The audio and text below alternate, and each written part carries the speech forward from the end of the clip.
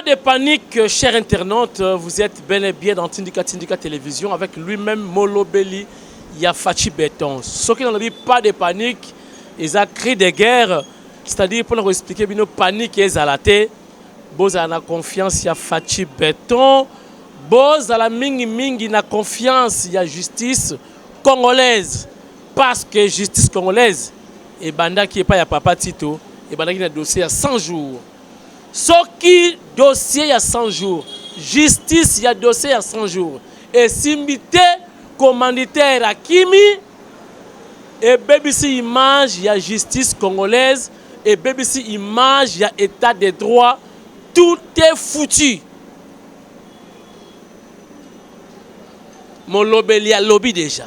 Émission il y a lelo, toza na deux parties. Première partie, évacuation rapide. Il y a roi kaningi. Deuxième partie, arrivé, il y a frère Martin, message naïe, tout ça la analyse. Bokoyoka, ndenge kamwasi à réfléchir. Na présenté ma condoléance premièrement na famille biologique, il y a ancien président Pascal Lissouba, Oyo Azalaki, président ya Congo Brazzaville, paix à son âme. Tobotabana date moko un certain 15 novembre. Donc vraiment mes condoléances na ba Brazzavillois, malgré votre retira kabiso, malgré bolinga kabiso te, mais na présenté ma condoléances na ba Brazzavillois nyonso et pourquoi pas na famille biologique, na famille politique. Il y a ancien président Pascal Lissouba à Koufi en France. Chers internautes, nayebi ke mboka medali ya koningana baku de fil comme d'habitude tango yindaka molobeli ya facho lobinini awa to lalite to sambwe bato la muka bato impère boye na boye o bomoni c'est Kabila qui dirige après si ordre caméra bima. Chers internautes, nanu namona prisonnier ya boyete alingi liberté, mais ce qu'on lingi liberté éviter ba délit, ce qu'on lingi liberté éviter ba infraction, ce qu'on lingi liberté aux yeux problème yeba ko solan ba juge zana respect devant la cour, zana respect ba juge aux yeux négliger ba juge autant bango mis sur ba na yo kanga chemise olingite sala boyo boy et le nom est comme grave ba liberté provisoire de sosengi ba boy Jamal kula sa bimisi ba vérité azoki quand même 3%, il y a 57 millions amoni liwana misu et là kwa mi balé ils allaient souci. Il y a Anna Luboloko. Banda kota kuna. A l'autre bandoto kuna. Amidaske badako fina. Na mutu. Badako fina. Na mutu.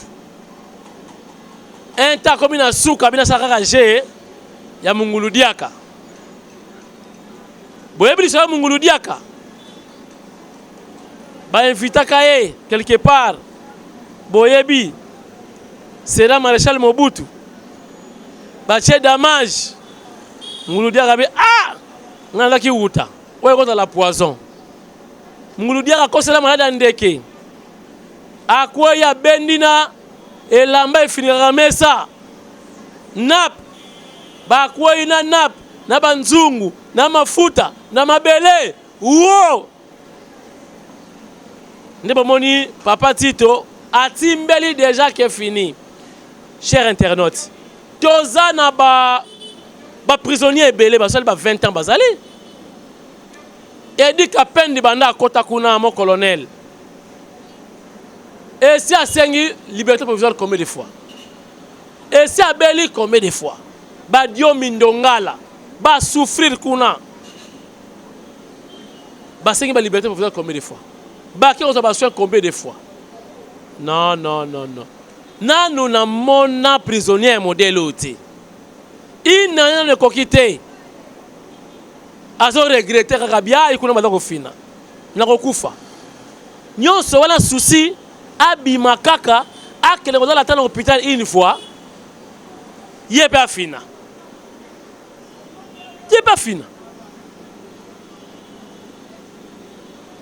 donc côté si ba lettre ya modèle na donc bazoluka ba moyen nyonso mais na yebi que c'est le faux malade aucun vice n'est beau ba vice nyonso pourri ba vice nyonso abîmé voilà le faux malade. Chers internautes, évacuation rapide. Et comme yo ado sanza makila yo kasi ko information lelo amidaske a lobby mobile na ye chouchou merengue akende ko ba soin na Belgique pour que nous avons en Belgique il faut autorisation dans le ministère intérieur il faut taper par le docteur Etienne Longondolo Malabakos Nkambe Mobali mwana ya ekanga toyebi aza na centre nganda déjà monde entier babase ezali ya kotelema to mettre en garde déjà ba juge na ba minganga docteur Soulou Congo ezotala hôpital na yo ancien directeur général au médecin directeur plutôt de la clinique Ngalema. Le patron de Sultani Hotel. Batu bayebi ke papa Tito Azakuna.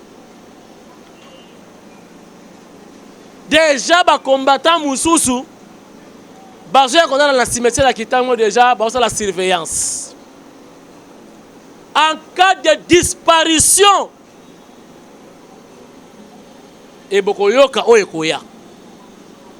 Na possible information déjà en avance. Mise en garde déjà partout.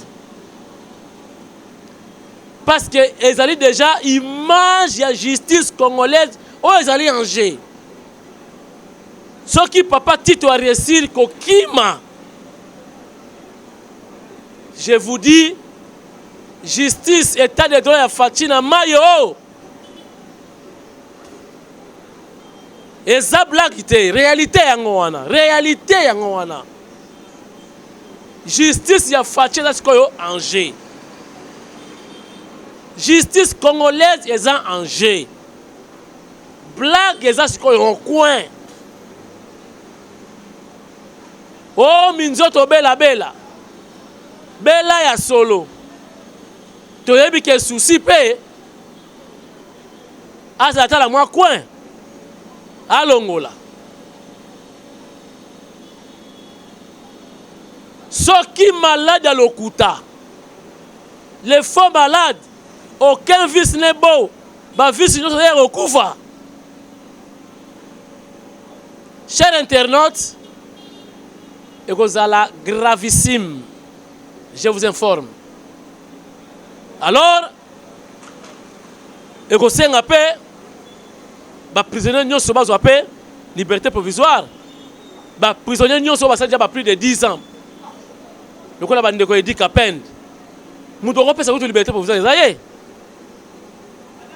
prisonnier moko obéissant to ba makele te afana na ye mais à la liberté provisoire te 2 jours ya pamba ina nena kokite abima kaka tango ayoki kuna ke ibani ko yinda Jamal déjà bani ko bimisa ba vérité azoki mwanda mwambongo le reste ke yi wapi nde bozoyoka kuna ke ba évacuer oboy na boy toyebi banale bazala na sima ya makambo wana Fachi Beton afundaki mutu te c'est l'état congolais mde fundaki mutu pona makambo etali gestion donc ezali makambo etali mbongo ya l'état o gérer mabe l'état kokanga yo wana ezalaki mpona kosacrifier chef de l'état bato baboya ye botala ndenge tozwi retard ya basorte de moto ezalaki prévu le 30 juin bainauguré ta ndenge bagere mabe nyonso wana bana ba ok c'est bon totika na biso ezalaka normal non on doit sanctionner l'état congolais doit sanctionner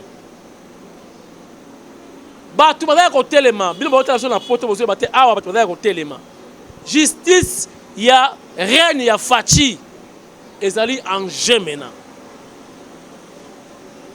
donc toutes les caméras tous les projecteurs sont braqués dans l'hôpital Centre Nganda baza kozela toyebi ke prisonnier soki abeli aza surveillé bino bambila boza kuna baza kocontrôle ye kala ingangu kala itekniki mutu aleka me bale eleka te boza na bale na chambre wana mutu aleka bale eleka te soki bale eleki wo bi ekoti bozala mayele banoko mbila boza wana bozokengela ye kuna bilieli ya botika bozala pongi fufu ye bolia te sebule ye bomela te musuni ye toliaka musuni te misili ye bokoki bata misuni bolia bilieli ya te bakotya valium banoko bokolala bakimisi noko toyebi je ndenge ezali cher internaute boyebaki tolali te na kisasa bobenga butu mobimba ti tongo ndenge nini kuna toza ya kolala te bakombata bazolekaleka wana bamosusu bakolala na cimetière ya kitambo na nsima kuna na procureur basango banoko bazali l'état dosurveiller peuple pas dosurveiller parce que ozali image ya chef de l'état état de droit image ya justice ya Congo nayebisi bino blague te soki papa Tito akimi o ake braza tosambwe na biso tokoloba lisusu nini justice congolaise eko perdre ba valeur nango mbala moko bato nyonso balobaka kaka ebongo ye akimati bakolobaki baza complice na Fachi bakimisi ye ti boyoki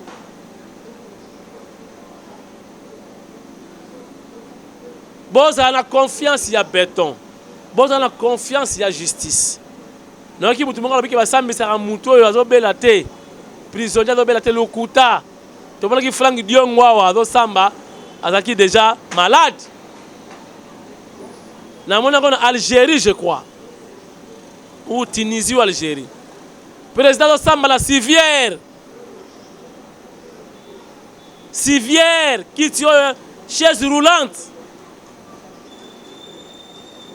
aye kosamba maseki eza te soki toperdre procès oyo image ya justice abu o état de droit muna masa o wo voilà chers internautes bozala na confiance ya état congolais bozala na confiance ya basoda bazokengela ye toza na besoin maseki te ngonga ya kobina si eleki nandimi te ngai kamwasi nandimi te nayebi ke soki azwi basoin akozonga yango maladi yango nini oyo bakoka kotraite awa te fokene poto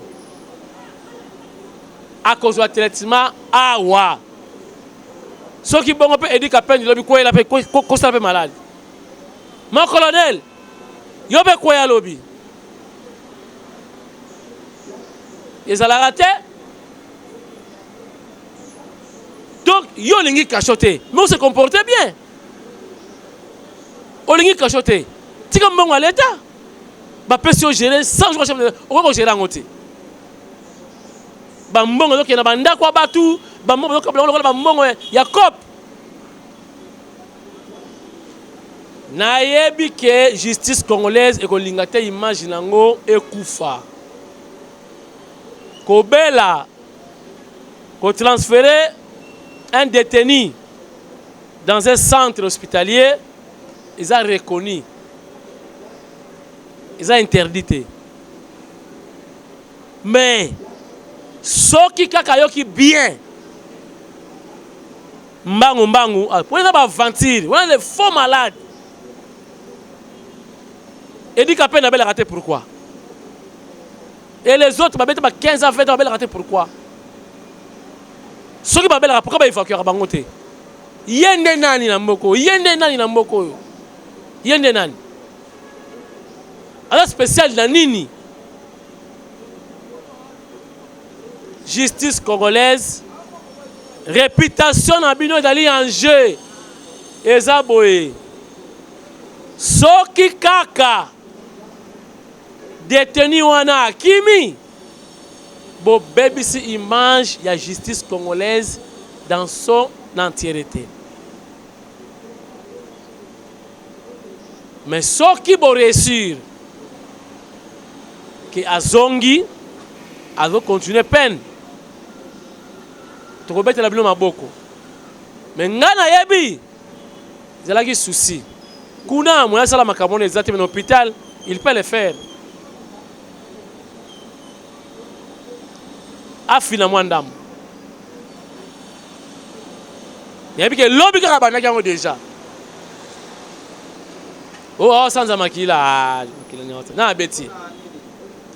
Na beti ye pas sans makila. Makila ni alors sanza kona. Voilà, chers internautes. Bon, on a confiance à la justice congolaise. Na yebi ke eloko ezate akozonga esika azalaki. Parce que justice congolaise, soka lingi imagine yebeba, bon. Batika yakin. Mais na yebi ke ministère intérieur akopesa ye papier akobimate. Docteur Eteni Longondo akopesa ye mukandate pour abim. Merci. Voilà, comme dans la deuxième partie de l'émission, vous allez lier un retour, il y a frère Martin. Merci déjà à Jacob Moudinga et Vitesse, toujours collé, toujours branché dans Tindika Télévision. Moudinga et Jacob Vitesse de Croisière. Merci également à Bibiche Mouika Bibiche. Il y a pena Somo. Internet à ma casse na Tindika Télévision à s'abonner au tien vidéo à Talimbala Moko Mimish Mouika. Merci également à maman Jenny Ndaya Kayembe, future députée Ndaya Jenny Kayembe, et pourquoi pas maman Angèle Mpumbu Angèle pendant qu'on a la Tindika Télévision. Tokoti na deuxième partie. Frère Martin Aouti, États-Unis d'Amérique, na confinement. Aye, a profité à Loba. N'a pas causé la maloba ya sika, pas frère Martin. Frère Martin, il a makamwesi à Loba Kala. A zongeli ba injure. Comme manquer respect na chef de l'État. Ba kolibé. Ba racontar, ba bobard na peuple congolais. Na oyo na landi pa na ye, na yo ki alobi crise na moyibi. Crise là partout, même en Europe, crise ezali. Ngana ki na Europe, na moni pe crise. Na moni ba Congolais ba osala te. Namoni ba Congolais bazaki mikanda. Nazaki na Angola. Namoni crise na Angola. Ba Congolais bele bazaki na bazo souffrir. Ba muso na ba garage. Crise eza partout. Donc eloko asika lobi ezate. Alobeli vol pe eza partout. Mais tant que ça va tout vol, faut dans la preuve que mutu fula no ayibi. Aujourd'hui, il y a vol, vaik, en général, détaillé, qui a volé. Frère Martin a l'obéli insécurité. Dans la Angola, insécurité à haut niveau. Ceux qui ont la insécurité étaient en Angola. Kuna c'est tous les matins le soleil de Betama. Bah il va y aller dans la foula nous. Bah pour bien tout place boyer insécurité ezali. Mais chef de l'État ont qui décision. Il y a aussi cette insécurité dans l'Est. Donc c'est le moment opportun certainement à cause de la Oya Lobaki. Tolérant l'insécurité. Alors belle collaboration ou alliance UDPS ou cash FCC. Mais il y a tamol na muzitu tanan FC7. Parlo ezanan FC7. Muzitu qui awa premier ministre dans Congo. Qu'est-ce qu'il a foutu? Rien du tout. De la merde.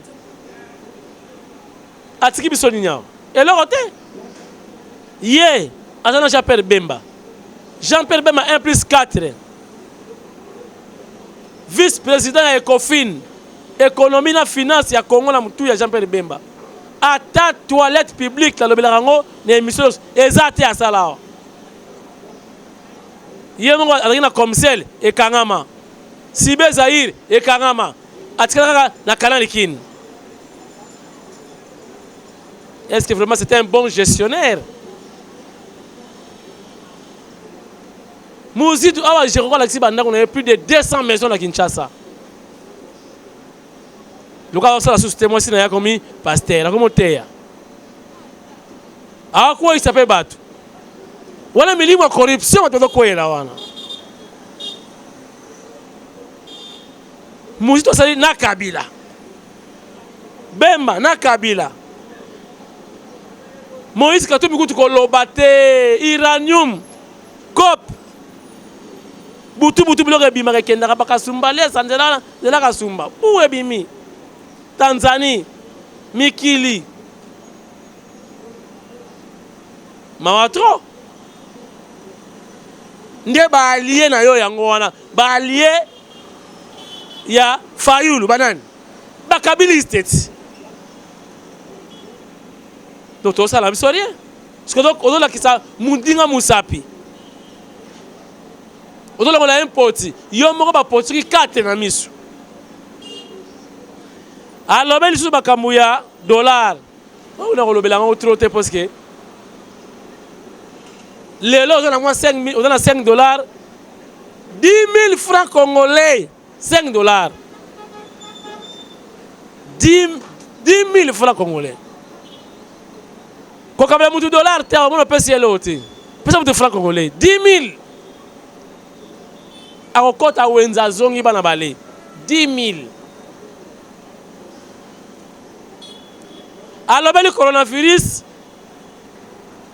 andimi le coronavirus ezali. Mais oyo politicien ndenge nini alors ba répercussion du coronavirus sur le plan économique. Coronavirus ezali ba masque volati te ba musu balati ba masque maladie ezali. Oui, mais le problème est que comment coronavirus est perturbé le monde économiquement. Et beti bebiso. Fachache budget likolo. Bana bango tu bazala ache budget ko facha zate. Mais coronavirus est embrouillé le monde, y compris le Congo. Sauf qu'il y a un vrai politicien, alors ça la lésion, excusez-moi, n'a impact au coronavirus et même sur le plan économique. Mes frères Martin, coronavirus, ndinga itata, voix pesate. On s'est communiqué ndinga ni na peuple. Alors la voix te. Leader, alors la voix, voice. Le la maréchal, le la voix. Le la Fatia dans la voix. Mais il y aura frère Martin. Bana chango mbote na bino. Bana chango dollar comme voilà voix ba leader te. Voilà voix ba leader te. On a leader nengeni. Boyoka. O uti na poto. Fallait pas koto kuna la kati. Ba nettoyer ba crachat. alobeli makamwa 100 jours 100 jours yango 100 jours eza kitoko bato bagere mabe bakangi bango batia bango na boloko parce que yo olingi nini olingi nini nakosukisa frère Martin afingi lisusu aza impoli mal éduqué infiltré boyebisanga frère Martin atanga école primaire wapi na Congo devoir na pesi bino yango wana ngana ke luka école wana boyebisanga école primaire na secondaire oyo frère Martin atangi ndako na bango ezalaki na veni nini Fachi aveni na bango ezalaki na awa na avenue na boulevard du 30 juin na Marana Lai côté à Royal Fachi avani na Limete boyebisa ngai école oyo mwasi ya frère Martin atanga awa na Congo mwasi ya Fachi atangi na lycée to bongisa boyebisa ngai mwasi ya frère Martin atanga wapi EPD Jelo Binza to EP3 Bumbu. Et puis frère Martin oyoki sibiso soni. C'est vrai. Vous avez candidat malheureux. Mais frère Martin outi les États-Unis, olati sapatu kubuka lokola muta outi. Papa na zéro c'est kanini. On dirait Moutaouti, Kasongolunda, ti Kanluka Makolo. Sapatu Kubuka, chemise au Gumbi, le cas où vous avez la bilanga. Retroussons les manches. Et ça l'a raté. Chemise au Bimisi. Sur le monde de la leader. Zala ba conseiller ya bien. Yo tana ba conseiller le gars Alexis rappeur. Alors biso kitisa pantalon. La tadjine. Le gars ba conseiller ya bien. Oh ba biso ba lata kabota la fatine ngazo lata. Moi na poto. Mais yo il a tenu wana il a la validité. Ça pas tout kubuka. Voa pe ezate ninga itata. Ne yo de ngocha poids contre Fachi na sepeli Congo ebongi état de droit yangoyo boyebi biso tokima combien de fois pour yamba Fachi masasi ba gaz kozoka kokufa metala tala mboka ndenge changer akiti aye apesi meeting na yakeli ya mikungu na ndako. Zéro mort, zéro gaz, zéro disparition. Voilà. Merci Fachi Béton, Fumo di Tunga.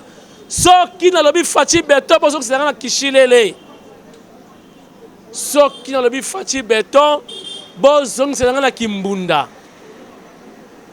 Soki dans le but Fachi Béton, bozong c'est la kiwoyo. Soki dans le but Fachi Béton, bozong c'est la Swahili bora. Raïs yetu, kiongozi yetu, Fachi Béton. Merci chers internautes. Nazala qui n'a plaisir, il y a tous les recettes de nos vidéos, il y aura raka pour nous dans la confiance et la justice congolaise. Pas de panique, c'est l'homme qui a peur.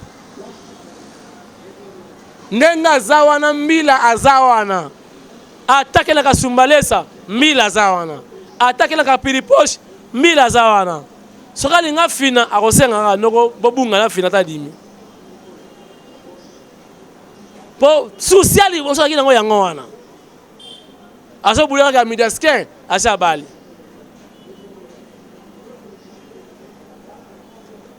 Bibiche Mouika, merci pour la fidélité à Tindika Télévision. Tokutani Nabino très très prochainement parce que actualité ils ont makasi. Tokotika bino ndengona te na soif d'information. Tokopesa bino information oyo bolingaka. Merci na caméra ezalaki papa na 0 jadis. Actuellement papa na 1 en égalité avec Mike Luzoladio. Mike Luzoladio yem na régie finale, na montage, puis na mixage audio visuel. Merci à tout le monde. Goodbye et à la prochaine.